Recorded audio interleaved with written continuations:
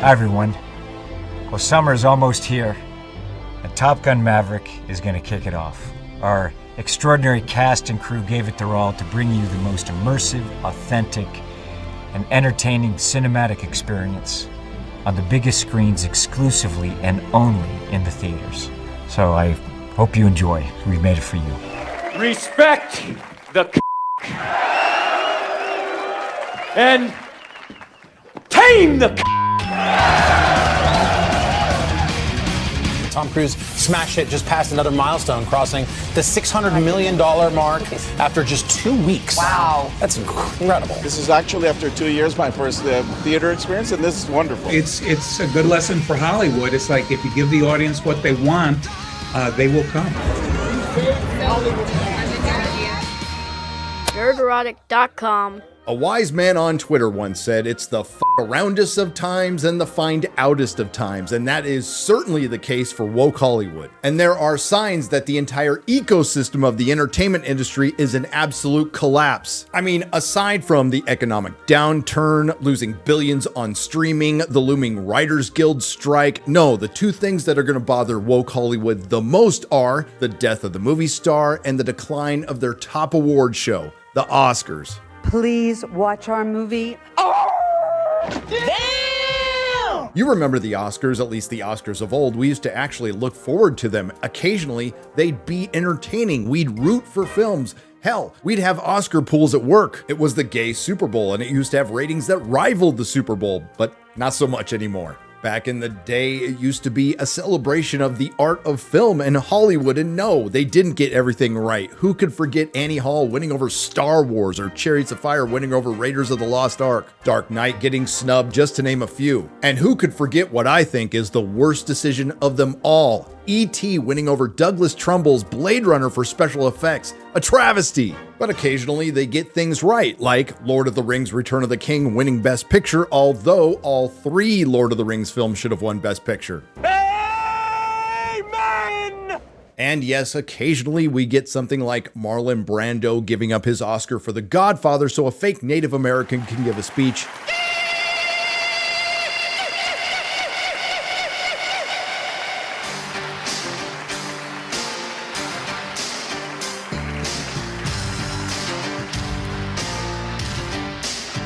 Very regretfully cannot accept this very generous award. And the reasons for this being are the treatment of American Indians today by the film industry. And who could forget Sally Field's speech? I haven't had an orthodox career, and I've wanted more than anything to have your respect. The first time I didn't feel it, but this time I feel it, and I can't deny the fact that you like me. Right now, you like me. What the f***? I would be remiss not to mention Harvey Weinstein, who many have said correctly that he ruined the Oscars in more ways than one. But please remember that this is the same Hollywood who knew exactly what Harvey Weinstein was doing and were completely fine with it until they weren't. Thank you, Harvey Weinstein. Especially Harvey. Harvey and Bob Weinstein. Harvey Weinstein. And God, Harvey Weinstein. Congratulations, you five ladies no longer have to pretend to be attracted to Harvey Weinstein. I think I'm taking the hit for an entire group of people who worked with Harvey Weinstein. It really does feel like something seismic is happening in the way we look at the balance of power, the way women are excluded from most of the areas at the decision-making level. Which opened the door to the Me Too Time's Up era, which punished the guilty and the innocent and created a power vacuum. It's thrilling to see what these conversations have become and the policies change so quickly in the wake of these movements. Which brought in the new gatekeepers that not so slowly but surely brought us to the woke Hollywood of today. I think the most important thing is inclusivity and more women. I mean, basically just more women anywhere, anytime, all at once. Come again? And instead of having a bunch of vapid, self-absorbed narcissists wearing $15,000 jewelry and $125,000 dresses, at least knowing how to have fun, now we're stuck with a bunch of vapid, self-absorbed narcissists wearing $15,000 jewelry and $125,000 dresses telling us how to live. God, I missed coked out Hollywood. That's right, your average garden variety celebrity now, who most people really can't recognize, but somehow they still get work, is more than just that. They are influencers, using their platform for change from the comfort of their private jets, limos, and $16 million mansions. In 2022, Hollywood lost 40% of their ticket buying audience. They're called the paying customer around these parts, and the ones that were left through a handful of successful films like Spider-Man No Way Home, Top Gun Maverick, Avatar 2, and now Super Mario Bros. Has told Hollywood exactly what they want, and through a boatload of flops has told the powers that be in Tinseltown exactly what they don't want. A message that's gonna be completely ignored because guess what, folks? Hollywood's got some brand new rules that go into effect this year, and they're completely insane. So please join me, you over 734,000 practitioners of common sense and the 40% who haven't subscribed yet. Let's hear why woke Hollywood is failing in their own words. From Deadline, don't doubt it, the Film Academy and its inclusion allies mean to change the business. The 96 Oscar cycle is upon us, and with it, something new. The mandatory representation and inclusion standards that require filmmakers and or their storylines and or their distributors to meet elaborate racial, sexual, and disability guidelines. Don't kid yourself with that everybody qualifies anyway notion that's been floating around since the standards were announced a couple of years ago. The rules are intended to change the film business for the greater good. If you don't think so, take a few minutes, it's going to take a lot longer than that, to browse the long list of compliance resources that are now posted on the Academy of Motion Picture Arts and Sciences website. To be fair, most of the corporations on planet Earth and, well, all the schools here in America have implemented a lot of these rules, and you might find some of them familiar. One corporation outside of Hollywood, Anheuser-Busch, has implemented some of these rules recently, and one company inside of Hollywood, Disney, has done it as well, and it's not working out well for either. But don't worry, that's not going to stop the Oscars. They're saying, hold my Bud Light. What is this? What is this? Smells like this. Smells like ew. At present, the Academy's list of standards resources includes 20 entities with the promise of more to come.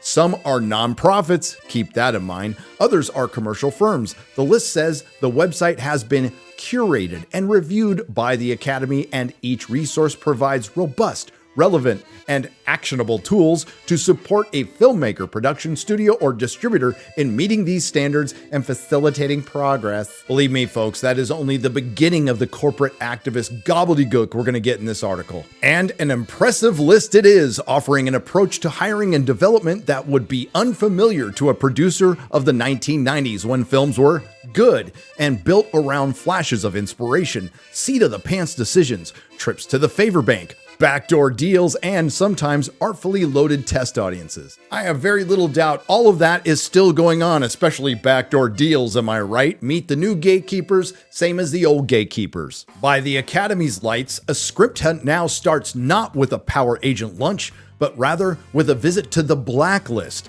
a globally unique database that efficiently identifies and celebrates great writing for everyone who needs it most. Again, with the writer's strike looming, that Blacklist might just have various writing AIs on it, and that would quite frankly improve things. Or, more to the point, to the parallel British Blacklist for information about the existing work of UK-based Black storytellers. So their blacklist is literally a blacklist. I have a question. In this blacklist that's made in the name of inclusivity that basically excludes everyone else except for one racial demographic, does it include all of that racial demographic or just the politically approved? My guess is the latter. Let's continue. With your standards compliant screenplay in hand, the Academy list helpfully explains which standard or standards each business or organization will help you to meet. You can start assembling your inclusion-friendly film. With apologies, dear viewer, hang in there because it gets so much worse.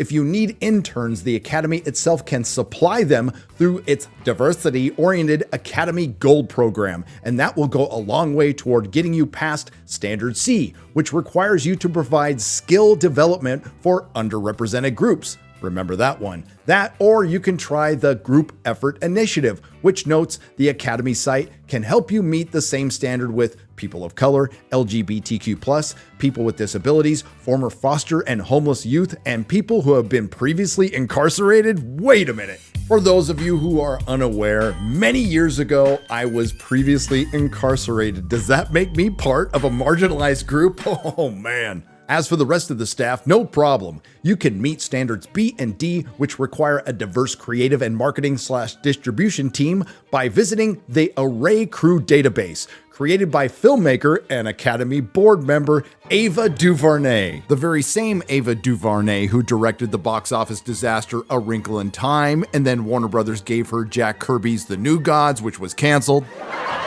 And she also said this: director Ava DuVernay warns white men seeking Hollywood jobs, bias goes both ways. Array is led by an all-women executive team. What is a woman? Says the Oscars website. You know, nothing says inclusivity like excluding people. Array Crew, which is free, is not the only listed hiring source. Staff Me Up, which charges $149.99 a year for a premium membership, about the same as IMDb Pro, which is a total ripoff by the way, is said to list 120,000 crew workers who have self-identified as underrepresented, presumably easing the burden on a producer who is wrestling with the Academy's Raise platform. There's that word, platform. A complex identity data entry portal through which all Oscar films must now pass. Another source of staff might be Free the Work, a 501(c)(3) organization that says the list allows your production team to self-identify beyond a dehumanizing and limiting set of options, helping them feel as their whole selves. I have a question. Isn't it dehumanizing calling people underrepresented or worse, marginalized? If you keep telling a large group of people they are underrepresented or worse, marginalized over and over again, they might actually start feeling that way, but maybe that's the whole point. Something to think about. Whatever that means, it can help with Standard A, which demands diversity in your storyline and or on-screen talent. And what are these standards, you may ask, dear viewer? Well, you may regret that, because they are DIE, diversity, inclusion, and equity, or a better term would be CRT, because Hollywood's gone full critical race theory. Standard A on screen. The film must meet one of the following. At least one of the lead or significant supporting actors is from an underrepresented racial or ethnic group. At least 30% of all actors in secondary and more minor roles are from an underrepresented group. The main storyline, theme, or narrative of the film is centered on an underrepresented group. Standard B, the team. The film must meet one of the following. At least two of the creative leadership positions and department heads,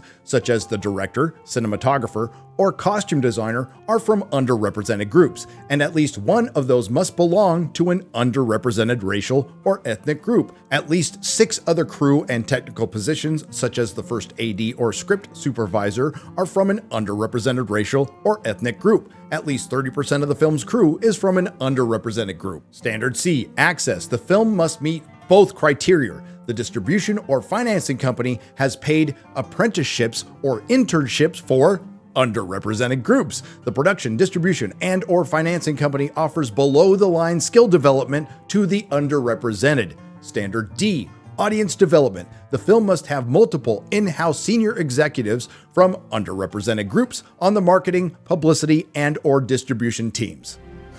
Give me some of the pain and let me die. Confused? I know I am, and I know woke Hollywood will be, and that is a good thing, but again, it gets worse because all of these organizations and those nonprofits that I'm sure aren't affiliated to any, say, political and activist organizations are here to help.